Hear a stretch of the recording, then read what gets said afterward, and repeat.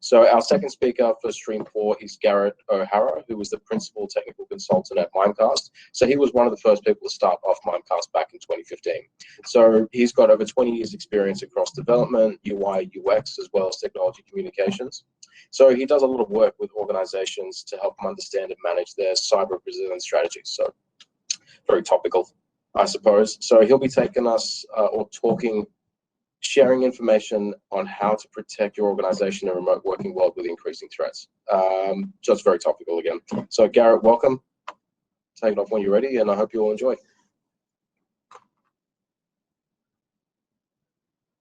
Thank you, John. Appreciate the intro. Let me just get my screen share going here, and we should be hopefully good to go. 1 second. Okay. So thanks everybody for having me along, and good morning. It's really great to be here at AusCERT2020. As John said, my name is Gar. Obviously it says Garrett on the slide, but everybody calls me Gar. So today I'm going to cover what I suspect is going to be a popular topic, in that it's achieving remote cyber resilience. I'm going to start out by looking at the macro trends that have been happening over various lengths of time, but that have kind of coalesced and been accelerated by COVID. Then I want to look at some of the priority shifts that we're seeing with our customers, and I'm going to overlay some results from an IT news survey that we commissioned on what I would call the remote worker problem that some of us are kind of going through. And it's really across two key areas, so awareness training, and then I'm going to touch more lightly on threat intel side of things, but probably more with an awareness training flavor to that also. So am I bored? Well, look, hopefully it's too early in the talk to be bored, right? So and don't worry, there's no poll here. Really what this relates to is the huge change that we're actually going through at the moment. One of the biggest mirrors for the zeitgeist is Google Trends. And look, for those who haven't played with Google Trends, it's really the window into what people are searching for. So it's slightly voyeuristic, but it's a peek into what's on people's minds. The search term, am I bored? It actually saw a 325% increase across the globe between the 8th to the 14th of March and the 22nd to the 28th of March. So a very noticeable inflection point that I'm guessing people can kind of figure out what's going on there. This is a pretty frivolous comparison. So this compares the search terms pants and shirts. And there's a point at the 8th to the 14th of March where you can see it kind of dips off completely.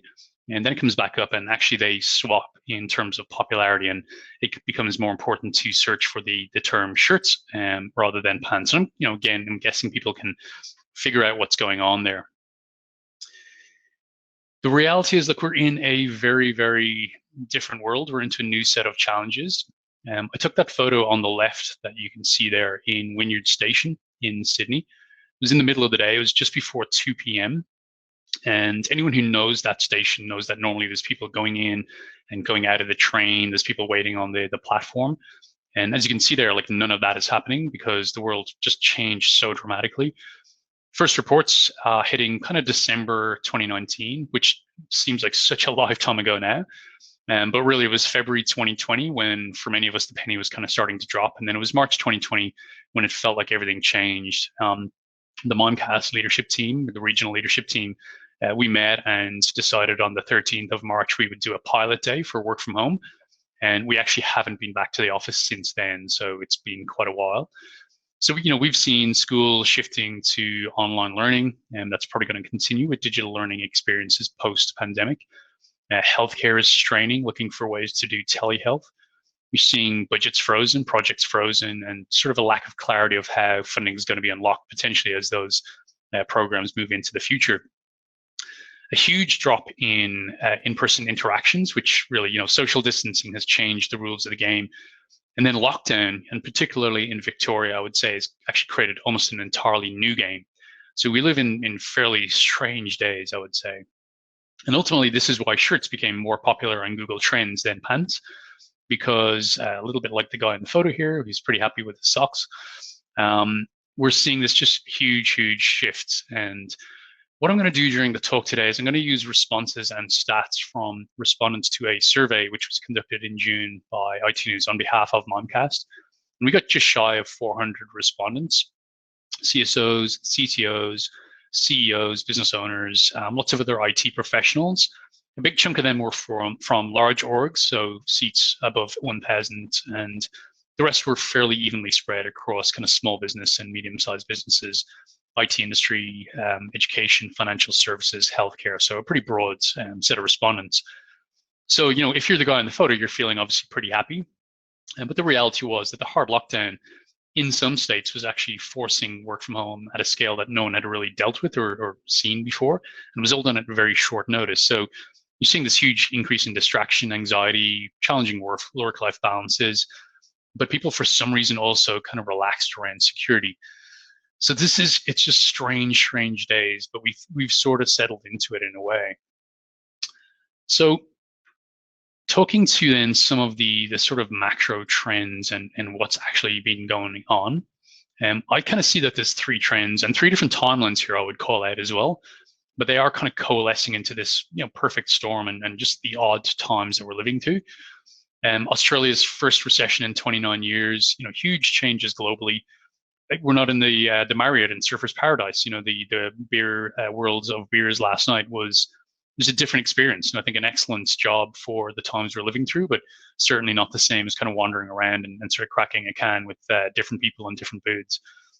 So the three trends, like I said, they've got different timescales. The longest term is really this one of global digital interdependence, and it's a long-term shift, I would say.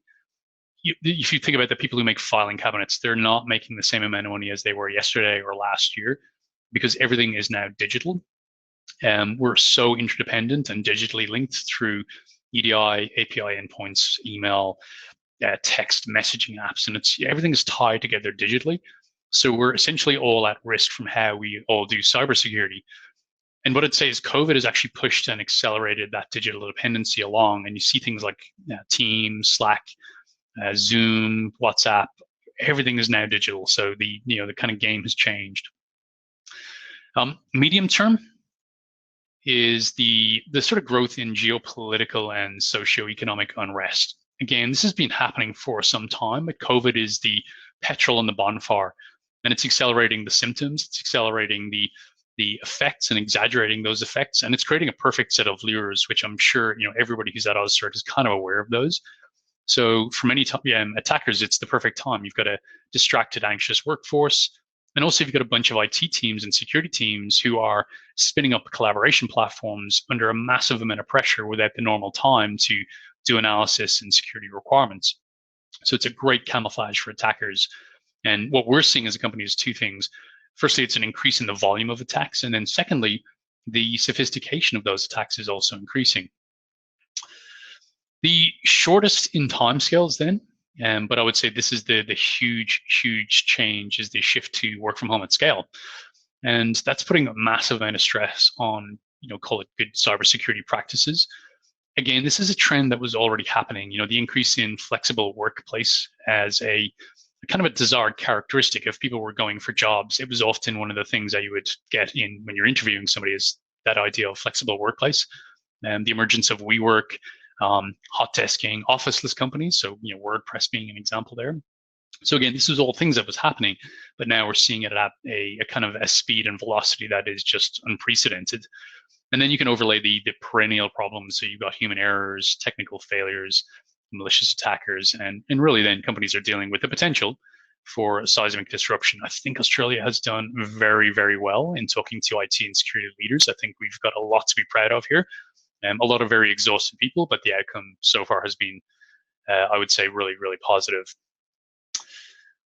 What I would say, though, is that regardless of the vaccine availability and any kind of exit strategy that New South Wales, Victoria, Queensland, WA will have as states or at a kind of national level, there is an expectation that we're going to see this permanent shift in where people work. What you're talking about there is really more of a mobile workforce and seeing that more on a permanent basis, or at least part of a flexible work arrangement. And I think that's just going to be much more common. And I think what that plays into then is the longer term goals for security teams are changing, and there's a bit of a shift in priorities based on those shifting outcomes or shifting expectations of Australian citizens and workers going forward. That word cloud that you can see there with family time and spending less and working from home, that actually comes from the Australian Bureau of Statistics, and they do surveys on Australian citizens.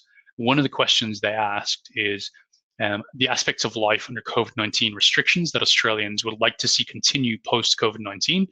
And for the respondents, 25% of them said working or studying from home was one of the things that they wanted to continue.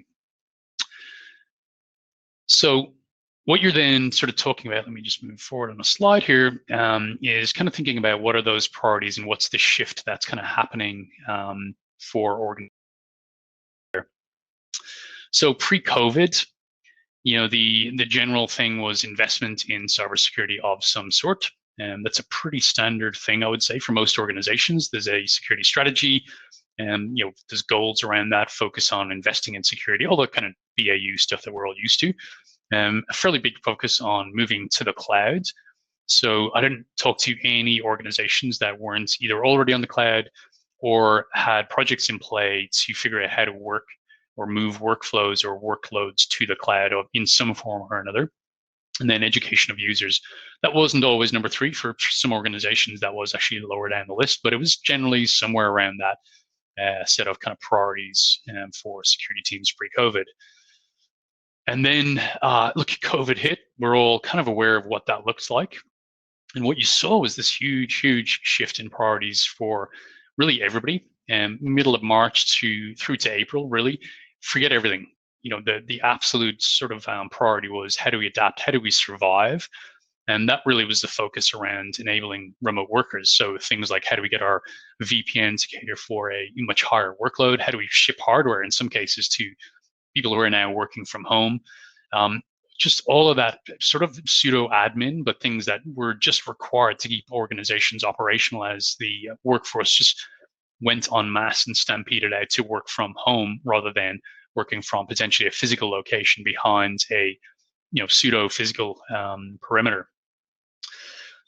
And what we've sort of settled into then is this kind of, call it new life. I was chatting to a few people a little bit earlier on around this idea that it's starting to feel normal, which is in and of itself a little bit of it's starting to feel a little bit funny, that this is becoming kind of life now.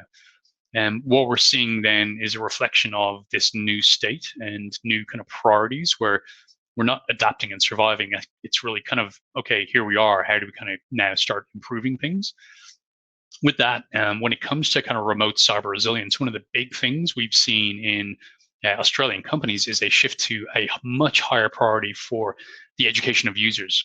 I'm guessing people who are at AusCERT2020, look, we're all across what happened there in terms of phishing attacks, just a huge uptick in COVID-related and other phishing attacks and spam and SMS that was coming through.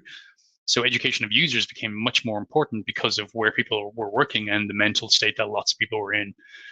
You saw the normalization of this new reality, as I've spoken about already, reflected in the ABS stats, securing against more threats.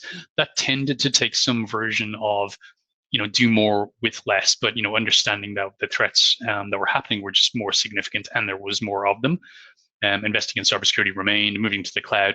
Actually, for some organizations, we saw there was an acceleration or a higher priority for some cloud workloads because the penny dropped that an on-prem solution, when you started to work from home, meant it was either load on a VPN or it just couldn't really service the workforce in the same way using a remote connectivity. And then, efficiency and automation, again, around pre-COVID, but just took on a kind of new level of importance potentially as we go forward. And the importance of the lowered mean time to respond, mean time to detect kind of kicked in. So what I'd like to do now is just kind of pivot over, and I'm going to do something that I'll be honest, I don't normally do in talks, which is kind of have a bit of a data focus, and maybe it's just a reflection of the time that we're living through. I feel some element of comfort in just looking at raw data and stats and kind of using that as a proxy for what's happening and kind of trying to understand the world. What you're seeing here is data from a report that if you Google this, you can find it. It came out from our global threat intel team. And it's really just a general threat intel report around the first 100 days of COVID. I see questions that just come through. It's actually in the report. I don't know the exact date that this starts at, But if you want, just come to the booth and I can get you the report and we can kind of go through where exactly it started from. I think it starts from mid-February, but I'll qualify that when, if we chat. So looking at the stats here, what you're really seeing is malware detections, huge uptick, business email compromise / impersonation detections uptick, massive uptick in blocked URLs. And that for me is a proxy for that increase in the volume of attacks here. There's no kind of inference of sophistication. This is a pure volume pure volume stat. And that's the thing. We're seeing this increase in the amount of attacks, and then we're also seeing the increase in the amount of attacks in terms of, the sophistication of those attacks, generally playing through with better social engineering that preys on anxiety, distractions, and also the fact that COVID is going on at the moment. So as you can see from the quote from IT News, it's a pretty challenging time for security and IT leaders. So the kind of question I had then, as I started digging through this stuff, was: is there actually a direct line between work from home and increased risk, or is it one of those things we talk about but it doesn't really show up anywhere? And this is data from that IT News survey, where you can see that about 5% of organizations are reporting breaches involved in work from home. And that equates to about 1 in 20. 5% doesn't seem like a whole lot, but actually 1 in 20, when I kind of think about it in those terms, it's a reasonable amount, but it's not the important number, is what I would say. The really important number is actually the 31%, because that number is the number of people who don't know if a breach involving work from home has actually occurred. And for any of us in security, uncertainty or a lack of clarity is often the biggest worry. It's the lack of clarity that is probably, again, causing a lot of stress for IT and security teams. And that then lines up with the stats around using technology. So this is, again, the IT News survey. And when we asked the respondents, how does your organization know if employees are actually following cybersecurity best practice when working remotely, a quarter of respondents actually had no idea whether employees are actually doing that best practice security at home. And that could suggest a few different things. It could suggest that companies have been very distracted purely by the COVID-19 response and everything else that is going on to actually deploy, what they would see as good monitoring processes. And, ultimately what that means in a way is that there's an entrusting of the security of networks to really users, potentially the families that are sharing those homes and those consumer grade connections to the internet. In Australia, people doing flat shares. There's a very kind of heterogeneous types of homes that are out there where the workforces actually are. So that's kind of a consideration. But ultimately, maybe it points to little or maybe no control over the security of potentially sensitive company data. What I would say is that there's really good news here in that when you look at it, 3/4 of the respondents have organizations that are using some sort of tech to measure cybersecurity compliance and also to do some kind of testing for employees, which is a good thing. As you'd expect, email security monitoring is the most kind of widely deployed, followed then by web security. I'm going to say that web security in the current environment is actually very good. It's a very fast and effective way, depending on your approach to it, to really kind of either remediate or eliminate end users' abilities to go to categories of websites or known bad websites. So again, an easy win for organizations as they're trying desperately to get that cyber resilience for that remote remote workforce. And here's a couple of examples of what those attacks look like. And again, for this kind of audience, I'm guessing everybody's kind of seen this stuff. You'll see an email come through. It's got a link. The link is going to bring you to a credit harvesting site, quite often OWA. Or something like that, where they're just looking for either creds or also things like credit card information. More probably consumer or citizen-focused attacks and those kind of things. And then also, interestingly, there's a pretty big uptick in the brand jacking stuff. So things like streaming services, delivery services, where, as everybody knows, people are at home. They're not stuck. I mean, let's be honest, it's quite enjoyable watching and binge watching stuff on Netflix or Disney. But we're relying on those services because we're in lockdown, and we're relying on delivery services because we're in lockdown. And it's fairly obvious that attackers will go and use that stuff and brand jack that those large trusted brands for essentially social engineering. So with emails being really the most popular way in, the big question then is how do you actually protect against malicious emails coming into play? And here again is the data from the IT News survey. And look, no real surprises here, I would say, for most security practitioners. We're doing things to block and scan URLs. We're doing things to detect business email compromise. We're scanning for malware. I would say the real surprise here is that there's a number greater than 0 of respondents who apparently don't have any security tools or features to stop malicious emails to remote workers. And I suspect that might be just an artifact of the data. I just hope that's not true. But it's definitely kind of an interesting response. So continuing then to look at data, and I found this one really, really interesting. What you're looking at here is a chart that shows a very strong correlation between users who have had awareness training and a lower incidence of malicious link clicks. So what you're looking at is a chart that really cross-references user behavior. And here we're very much using malicious links as the proxy for that behavior. So it is one sort of attribute of overall user behavior, but it's a pretty strong one to the use of awareness training. And in reality, it's actually a 5.2 times reduction in malicious link clicks for folks who've been through awareness training pre-COVID. I like this. It points to what I suspect many of us, or most of us, or all of us probably know already, which is, the human firewall people is absolutely critical. And for remote cyber resilience, for remote workforces, it's beyond kind of optional. I would say it's actually pretty much essential to bolster that cyber resilience posture for remote workforces. These days, look, you're actually looking at pretty sophisticated COVID-related attacks and retail scams. And one of the issues is that we're all kind of working through this blurred lines of home and work life. And, I'm sitting in my office, which is actually just a second room where myself and my wife live. And that's confusing sometimes. I'm doing personal stuff on work laptops. I'm doing work on personal devices. And we actually had a recent example, a company that works in recruitment, where one of their users logged into personal email and it was on the same device that they use for their work. And, obviously unintentionally, but did send a malicious email to some of her colleagues. And very quickly, actually within minutes, it had kind of hit the CEO's mailbox, and it was detected. So, no harm, no foul, didn't cause any damage. But that sort of work life, the blurred edge and blurred lines kind of makes things a little bit interesting. Interestingly, that organization had just hired a security person 7 weeks ago now.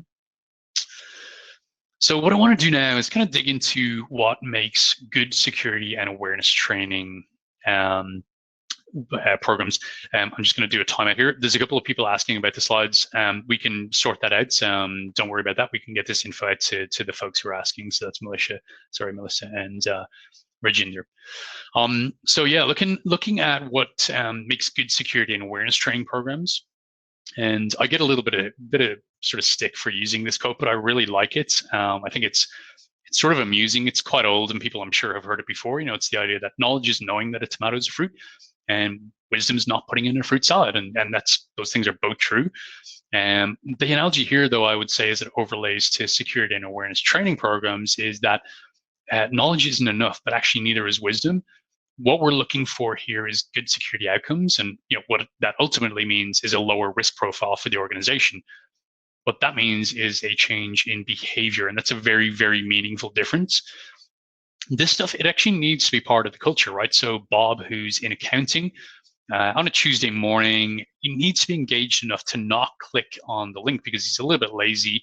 And even though he thinks that this thing looks a little bit weird, still clicks on the link. Or Alice from HR, needs to be engaged enough to report this weird behavior she's seeing just after she clicked enable macros on a resume that just arrived for a job posting that she didn't actually even know that they had.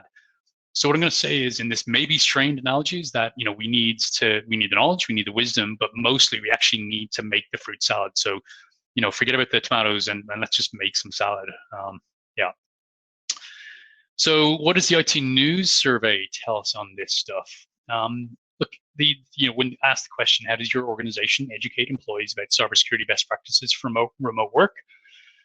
I'm going to say that some of these things, yes, they need to be done from a policy perspective, but I'm going to call it out that maybe they don't change that much in terms of outcomes. And an example of that would be providing lists of guidelines. You actually have to do that quite often. So new starters or with a change in security environments, the reality is that could be done for compliance requirements if you're aligning to ISO standards, for example, or it could be also the cybersecurity insurance is, it's valid that if you don't have those policies and guidelines put out there, that your policy is going to be void. So what I'm going to say though is, as an industry, we're seeing shifts going towards behavior change, and you see that in lots of different places. I saw a talk where somebody from the New South Wales state government was talking about that stuff. And they were engaging a behavior change team. And that is such a good sign, I think, in terms of understanding what we've gotten wrong and how we can do this stuff better. So I'm going to pile in on the data here. And like I say, I don't normally do this stuff, but there's just such kind of rich pickings at the moment in terms of what's out there. This time it's actually from a study Forrester Consulting did, and it was into security and awareness training. I love it because I don't really have to hypothesize anymore on this stuff. I think I'm like many people in our industry where we talked about awareness training and how it wasn't working, and we kind of had a suspicion of what was wrong. And the numbers here actually tell a really good story. Excuse me. If you look at this, like nearly a third of employees are going around security policies. To our friends over in New Zealand, that number actually jumped to a half of employees. So I don't know what that really means, but overall, a third of employees are going around security policies. And what that means is we don't have engagement at the level we need. And people are going around security policies, and that puts our organizations at risk. So we don't have employees that actually understand and are also engaged in the importance of cybersecurity. And I'm going to ask the question why, and I'm guessing people kind of know. It's the traditional delivery of security and awareness training programs, and I've been banging this drum for a little while now, so forgive me for repeating myself, but they're long-winded.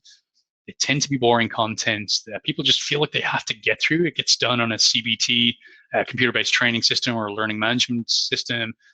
You watch the video, compliance teams are stoked because they get a 90-95% completion rate, but actually, behavior is not changing in a meaningful way, or at least not enough. And the bit that's missing is the culture. I'm not the only one saying this. There's academics, Kate Jaram out of the business school down in Adelaide, Chirag Joshi, who some people may know, wrote a book on awareness training. Like we're all talking about the same stuff here, that it's a culture play. Employees, they need to look left, they need to look right, they need to look up, down, and they need to see these social norms that say this stuff is important. And if it's not, then we're actually in importance, then we're in big trouble here. We're also in big trouble if people are going to use BYOD, which many people are, and shadow IT because of current situations, meaning they're forced to try and be efficient while they're waiting for the security and IT teams to do what's necessary. And by that I mean requirements analysis and the security analysis that normally happens, but has to be either shortened or, let's be honest, sometimes skipped because we need to kind of spin up platforms very quickly at the moment. So you get Tom, and Tom needs to share a file with a partner org. So what he's going to do is spin up a Dropbox account, or something worse, and away he goes. And the problem here is that Tom, wearing his happy socks, is at best, he's got knowledge of what cybersecurity is. But if he's not engaged, then he's going to do the Dropbox thing or worse. And we've all got problems then. The second big problem I'm going to say is how we're measuring the success of awareness training, or call them behavior change programs, because so often we're not doing that at all. Fish testing, massively popular, incredibly useful as a point in time measure of one very specific security behavior, which is don't click on the link. It's one behavior. Security is much bigger than that. I'm going to say that what that is. It's a test. It doesn't. We know tests don't change behavior long term, not even medium, and probably not even short term. Behavior change takes longer amount of time. It takes a combination of knowledge transfer, application of that knowledge. It can't be passive. It has to be active.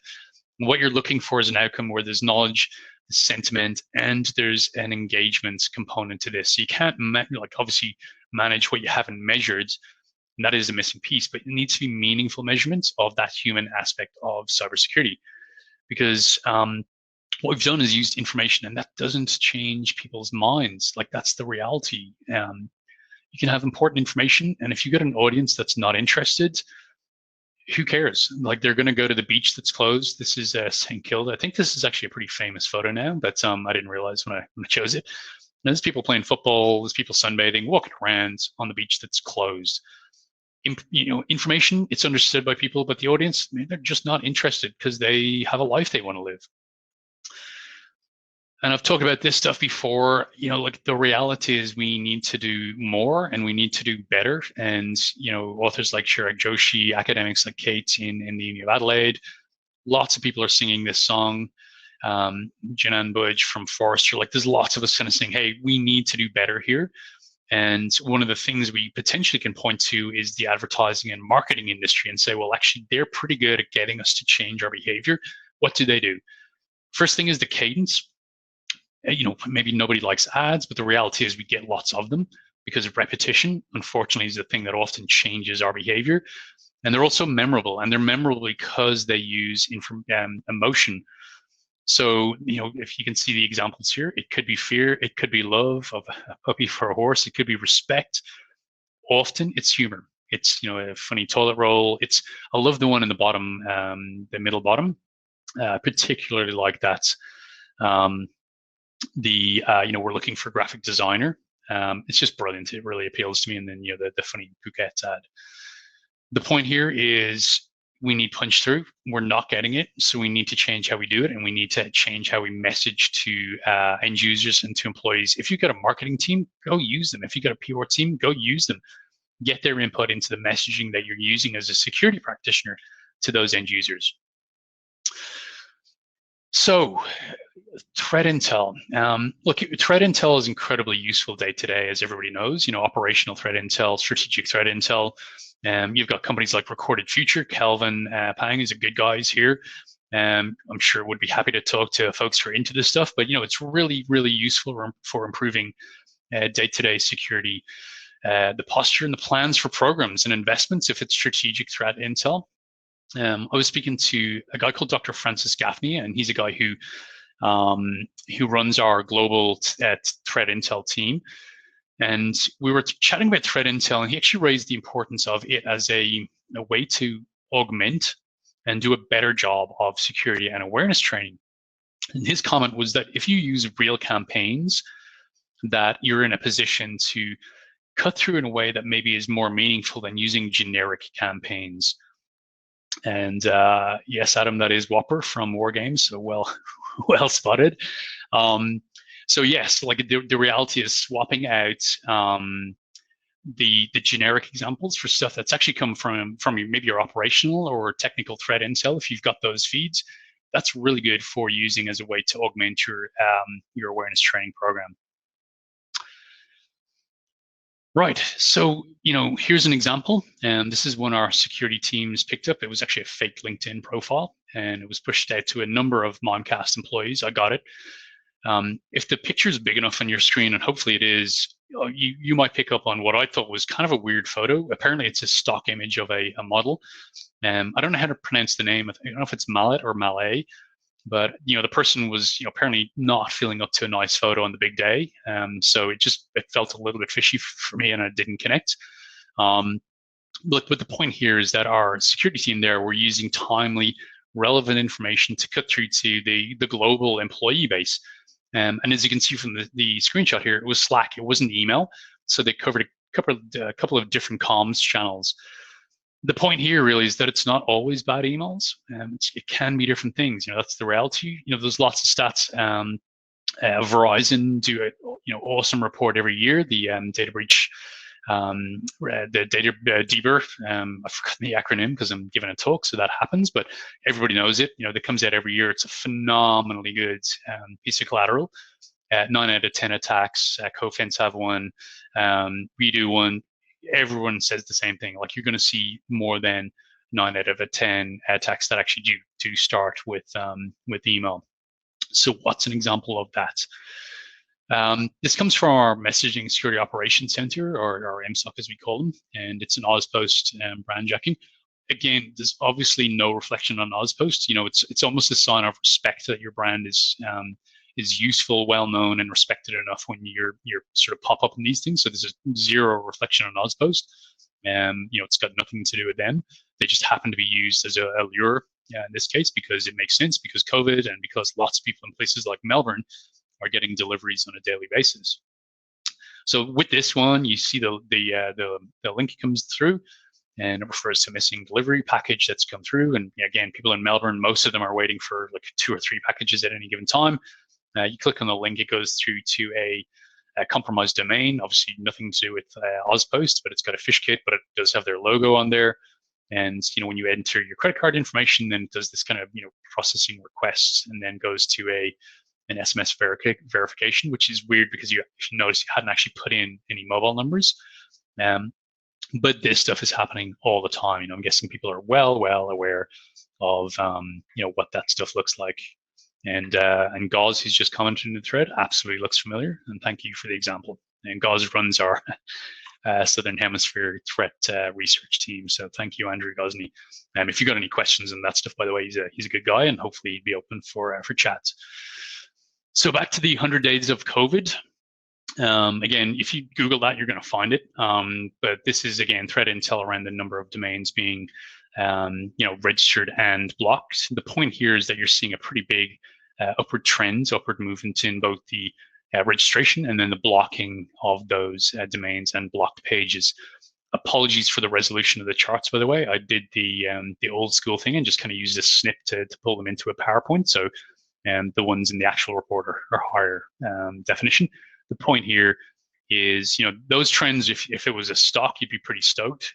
For things like, malicious domains and COVID-related domains, it's kind of less of a happy time.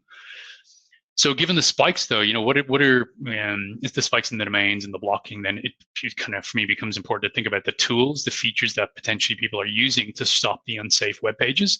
Again, back to the i2 News survey here, and it kind of shines a light on what's out there. Lots of different approaches. Great to see, firewall stuff out there, proxy-based web filters. DNS, I think, is particularly elegant at the moment because it's very easy to roll out, and it actually is a pretty effective. It doesn't get you all the way there, but it gets you most of the way there for blocking website categories and potentially malicious sites in a fairly light way without sort of the full Monty of a firewall rollout. So good to see that the different approaches there. So then, look, just a quick summary, like the value of TI. Like everybody gets it. Threat intel with the pandemic, we've got more attacks, right? So threat intel is going to tell you about the campaigns. If they hit, what's the impact going to be?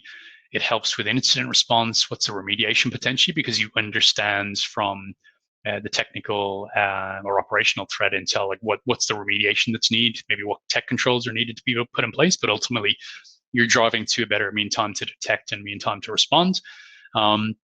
The rise in sophistication of attacks is an interesting one. Big Game Hunters, Cosmic Links was one that hit probably a month or two ago at this point, but those step changes in sophistication of attacks are very, very useful to know in terms of trending. And because there, what you're looking at is strategically what are the security controls in the future that you want to set at the right level and to cater for something that maybe in the future could put your business or your organization at risk, but ultimately making everybody aware of new or potential attack types. And this stuff helps with awareness training. So using that and feeding it back into the timely comms that go out to end users. So very close, and I think I'm probably very close to running over time here, so apologies. But look, a way to think about this prioritization as we move away from the old school perimeter into pervasive is what we call the zone model. Zone 1, establish perimeter. Everybody gets this. It's the moat around the organization. It's protecting email against URLs, impersonation. It's protecting your web traffic. It's data loss prevention. It's all those things that we're kind of used to. I'm going to say that it's moved from physical to much more of a logical separation these days. Moving then to look at the actual perimeter or inside that, I should say. And here you're into things like EDR, lots of good solutions out there, UBA, AV, multi-factor auth, all of that stuff. Security and awareness training fits in here, and engagement. Also, quarantine remediation activities. So if you're into SOAR, SIEM type systems, like that's where that stuff fits. and kind of has a leg into zone 3, which is then the kind of global threat intel, proactive risk hunting. Something that's become pretty interesting to me is the proactive protection against things like domains that are being spun up, so cousin domains, where what you're trying to do is get ahead of the attack. So, using scanning of the infinite web to figure out, is there a new domain that looks like one of yours that maybe has cloned your website? Does it have an MX record? Cool, let's go take it down before it becomes a problem. And then into your security ecosystem. So again, this is really across the perimeter, but you're hooking into things like Rapid7, Recorded Future, CrowdStrike, Palo, like all the kind of vendors that are in the vendor kind of showroom today, if anyone's going to go and talk to them. That's a connected ecosystem these days, with the utilization of SOC, full-time employees being a pretty key kind of outcome there, lowering false positives, better triage, ultimately, again, driving to a lower mean time to detect and a lower mean time to respond.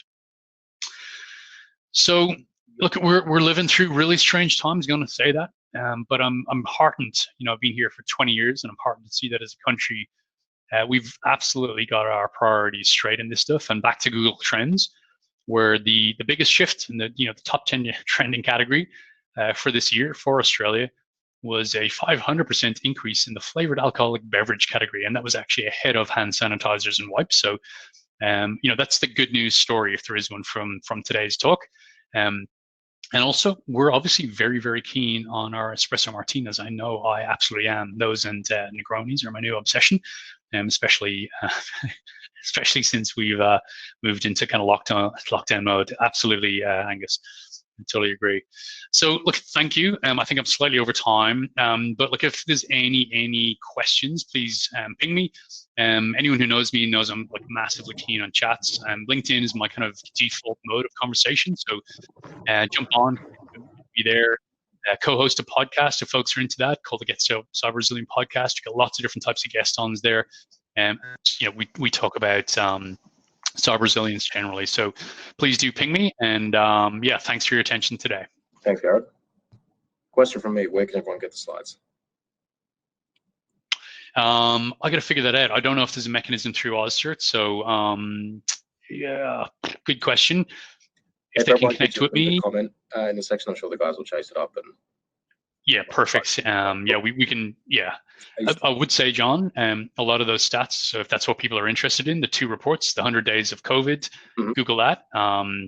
The Forrester research, I think that's available, and then the IT news. I think we're just about to release that as well. So, all the stuff is there in different formats. All I've done is just kind of bring it together into PowerPoint. Perfect. Are you sticking around for a little bit during the lunch break? Yes, absolutely. All right, sweet. Thank you very much. So we're going to break for lunch now. Next up, we have Dave Lewis from Duo Security. So I think we might end it there. Thank you very much. Thanks, John.